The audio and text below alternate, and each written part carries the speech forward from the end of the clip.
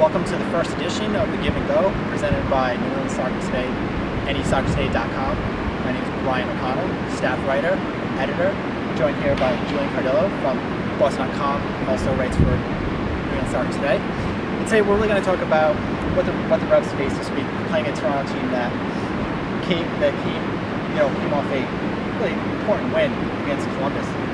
What are some things that they kind of have to be aware about with this team coming here on Sunday? Well, Toronto's really a wild card. I mean, Ryan Nelson has shoveled quite a few things with his lineup, with his team.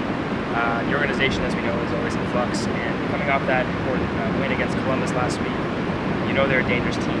Anything can happen. They came to Gillette Stadium this May. They had a decent showing, even though they lost that game 2-0. They really pressed the issue.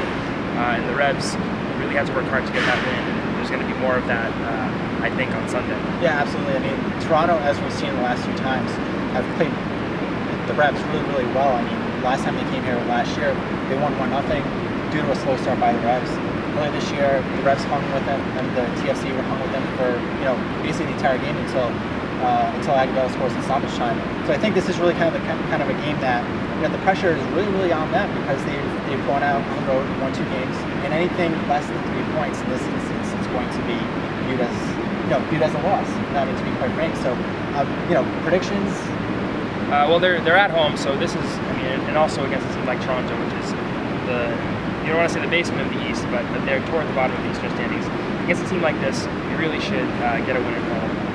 But you have to be aware of other things too. Psychologically, I think entering a game the first time this season in a playoff place, I think that's very important to note. And also the idea of these slow starts. The Revs had one last weekend against DC, and as competitions continue, you can't have those slow starts. They have to be shot out of a cannon from the start of the game, and that has to happen against Toronto. As for a prediction, I still think the Revs will snatch a victory from this, being at home, and they're on a really good run. So I'm going to be bold and say a 2-0 Revs win, just like the one last May. What say you, Brian? Well, you took the 2-0 right out of my mind, so I'll say 2-1. I think it'll be a game where they'll come out, like you said, right out of the can. I think the emphasis will be there on a very, very strong start. We just talked to Steve McCarthy. The idea is maybe to get a few more long balls over the top and kind of press them, get the ball really out of their end, and just make their intentions clear right from the start. One thing that we also saw with the DC game was we saw Clyde Simpson as the defensive midfielder. Obviously, the first half wasn't their best first half, so Jay Hughes brings on Scott Caldwell for the second half.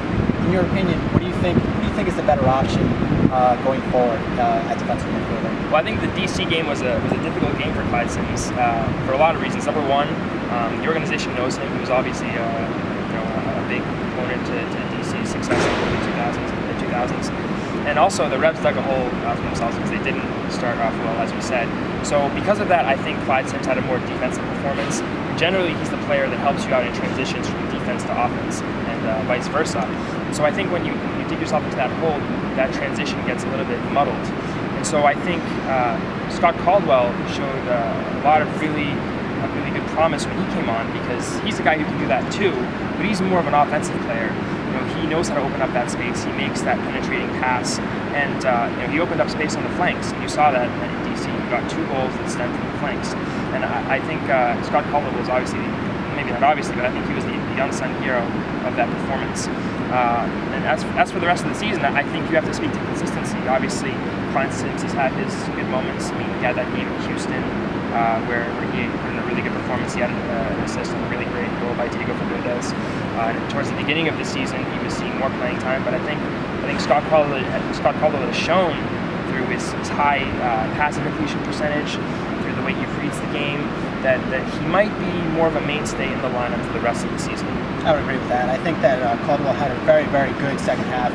I think one of the glaring kind of things that I took away from that early part of the DC game was we had heard Macker just now saying that some of those long balls kind of got caught up in the midfield, and I think that was attributable to the fact that you didn't have a guy like Clyde Sims is not going to be a ball winner by any means. He's going to be a guy that orchestrates, that gets players going, and is a great transition from the defense to the midfielder. So I think you needed a stronger presence, and I think that Caldwell Caldwell brought that stronger presence. He also brings that more of an attacking kind of dynamic to the defensive midfielder spot, more so than Clyde Sims. So we'll see what Jay goes with on Sunday, and kind of going into something a little bit closer to the end Sunday is tonight's All Star Game.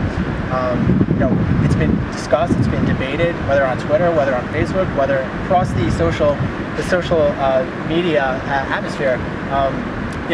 Players who deserve to be on tonight's All Star roster. Jose Gonzalez being one of them. Diego Muniz being one of them. In your opinion, who do you think deserves the? There's one bid. Who deserves the win? I would say Jose Gonzalez, hands down. I think you have to look at the situation in many different ways. You have to first say, okay, is this one of the best defenders in the league? I think he's proved that. I think that because he has transformed that back line, that Revolution back line, making them the best defense in the league, that he absolutely deserves to be there. So there's your credential right there. He is one of the best defenders in the league. You also have to consider some of the other players that have been brought in. Guys like Matt Beasler and Gonzalez. Are these guys there because they're good defenders, or is it is it any kind of idea because they're with the national team? So I don't want to say it's political, but I think some voters or some people who make the decisions on who goes to the All Star game, maybe they don't consider bringing in someone like Jose Gonzalez. People think automatically to Beasler and Gonzalez. Aside from that, I mean, he's been a great professional. I don't think the Revs have the record that they have without Gonzalez, and I think he's just absolutely an all-star star. And from what I hear, actually, I can't speak to this officially, but a lot of the media from around the country voted him in to be there, and so maybe that makes it an even bigger star. Yeah, I completely agree with you, and I'll even take it a step further and say that All-Star games are inherently political because not only do you have the fan vote, but you also have the coaches, and the fans and coaches vote for who they know. And because Gonzalez is a newcomer, he's always got to go against the curve of going up against guys who are perennially voted every year in, year out. Matt Beasler being one of them, or Mark Gonzalez being another one of them. So, not to take anything away from Jose, but I feel that Diego is a very, very strong candidate, if not stronger, because I think you look back at the way the season was going before you bring in Diego, and the way that the season was going in terms of your offensive production was basically in the tank. You weren't getting anything from Benson. You weren't getting anything from Lee. You weren't getting anything from any of the other midfielders. And then once Diego's introduction to the lineup came about, the team started getting hot. So I think that maybe I'm thinking about it more of a maybe most valuable player kind of perspective, but to me there's nobody more valuable on the team right now than Diego Fuguni's because of the fact that the team played right after his introduction to the lineup. So moving on to the MLS All Star Game, the format. We've seen for the past 10 years we've seen big top European club versus MLS All Stars, whereas in the past when the league first started it was East versus West. In your opinion, what works better? What are the advantages of which side? Well, first of all, I think the All Star Game is great because it's inherently American. I love that MLS is an American league and it incorporates that aspect into it.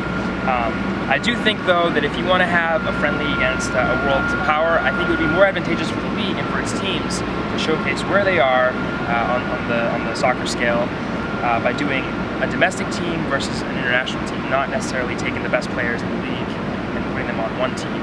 And there are a lot of reasons for this. Number one is that you're putting players together that really haven't played with each other, so you're going to get a really muddled, messy performance. I don't think tonight's All-Star Game is going to be a beautiful game by any means. Not just because of the All-Stars, but because of Roma. They're in preseason. They've made 15 transactions. They're a team that's in flux too. So I think from a credibility standpoint, I mean, what does MLS really gain from it? Yeah, it's a great spectacle, but I think there's more notoriety when the Revolution play Manchester United, or Chicago play PSG, or LA play Real Madrid. I think you get more out of it that way. We've talked about the MLS All Star Game, and we'll see what the All Stars and what Roma do tonight. So signing off for Julian Cardillo, Brian O'Connell, New England Soccer Today. Hope you tune in for the next edition.